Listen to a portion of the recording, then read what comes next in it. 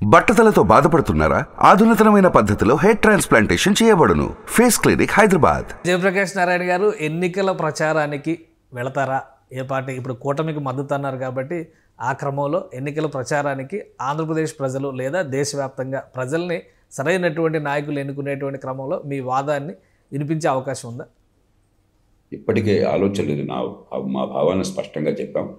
లోక్సత్తా కార్యకర్తలు ఖచ్చితంగా ఈ భావాలు అర్థం చేసుకుని అంగీకరించే వారంతా కూడా ప్రచారం చేస్తారు.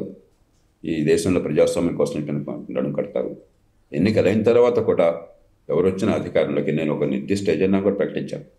మామూలు ఎజెండా కాకుండా ఎన్నికల అభివృద్ధి ఎట్లా ఉండాలి, మరి చట్టబద్ధ పాలనలో ఏ మార్పులు కావాలి, వ్యవసాయంలో ఏం చేయాలి, ఆర్థిక క్రమశిక్షణలో చాలా స్పష్టమైన విధానాలు ప్రకటించాలి. ఇవన్నీ కూడా ఊరికి పైపైన నోటి మాటలు కాదు. ఉదాహరణ, దేశంలో ఆర్థిక క్రమశిక్షణ గురించి సవివరంగా చర్చాపత్రాన్ని తయారు చేశాం. జాతీయ స్థాయిలో గ్రౌండ్ టేబుల్ ఏర్పాటు చేశాం. మహామహులతో కూర్చున్నాం. ఇవన్నీ ఊరికే ఆషామాషిగా ఈ పార్టీ ఆ పార్టీ ఎలక్షన్ కోసం వచ్చింది కాదు, దేశాన్ని కాపాడడం కోసం. కాబట్టి ఆ ప్రయత్నం నిరంతరం లోక్సత్తా కొనసాగిస్తుంది. వ్యక్తిగతంగా నేను ప్రచారంలో పాల్గొంటాను అనేది ప్రస్తుతానికి ఆలోచన లేదు. అవసరాన్ని బట్టి చూద్దాం. అంటే మీరు చెప్పినటువంటి మార్పుని విశ్వసించడానికి కూటమి వైపు నుంచి చూస్తే పాజిటివ్ పాయింట్స్ ఏంటి? 3-4 విషయాలు తీసుకోండి. ఖచ్చితంగా గత 10 ఏళ్లలో నరేంద్ర మోదీ గారు ప్రభుత్వం కానీ, అంతకుముందు వాజ్పేయి గారి ప్రభుత్వం కానీ మౌలిక సదుపాయాల కల్పనలో చాలా పెద్ద ప్రయత్నం జరిగింది.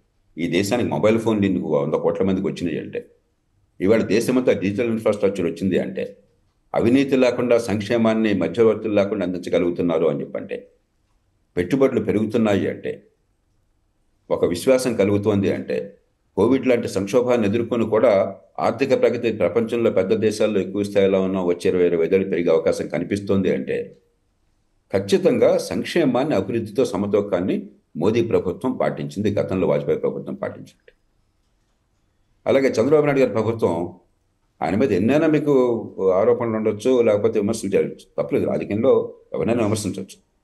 కానీ ఆనాటి ఉమ్మడి ఆంధ్రప్రదేశ్లో కానీ, తర్వాత బాగా దిగులు పడిపోయినటువంటి విభజిత ఆంధ్రప్రదేశ్ రాష్ట్రంలో కానీ 2014-19 మధ్య మౌలిక సదుపాయాల కల్పన, ఆర్థికంగా కష్టమున్నా కూడా ఉన్నంతలో దాన్ని జాగ్రత్తగా పొదుపుగా వాడి ప్రయోజనాలు తీసుకువచ్చే ప్రయత్నం చేయడం, పరిశ్రమలను ఆకర్షించడం, పెట్టుబడులను ప్రోత్సహించడం, ఒక విశ్వాసాన్ని కలిగించడం ఖచ్చితంగా ఆయన చేసినటువంటి విశ్వసనీయత ఉన్నది. ఇక పవన్ కళ్యాణ్ గారు ఇంకా పరిపాలనలో లేరు కాబట్టి అది చెప్పలేం. కానీ ఒక స్వచ్ఛమైన రాజకీయం కావాలని చెప్పని మనసు పెట్టి ప్రయత్నం చేస్తున్నారు.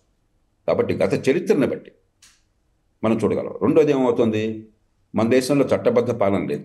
మన దేశంలో బడితున్నాడిదే బరే, రాష్ట్రం అంతే దేశం అంతే. దానిలో ఈ పార్టీ ఆ పార్టీ పెద్ద వేరుగా లేవు. కానీ దానిలో కూడా శృతి మించిపోయింది. ఆంధ్రప్రదేశ్లో శృతి మించిపోయింది, ఒక గీత దాటిపోయింది. మనకేదో తెలుగులో సామెత ఉంది, మోసం తింటున్నా కదా అని మెడలో మోకులు వేసుకోవడం అన్నమాట. విపరీతమైన ధోరణి వచ్చేసింది.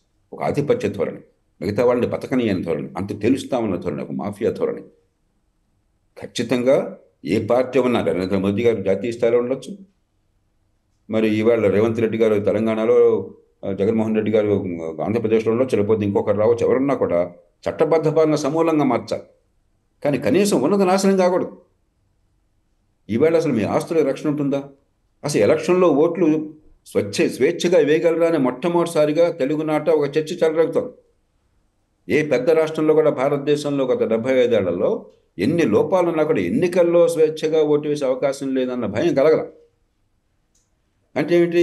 చట్టబద్ధ పాలన అసలే ఊగిసలాడుతోంది. దాన్ని మరింత దిగతచ్చారు. ఈ 2 విషయాల్లో పొరపాట్లు ఉన్నాయి. అన్ని పార్టీల్లో పొరపాట్లు ఉన్నాయి.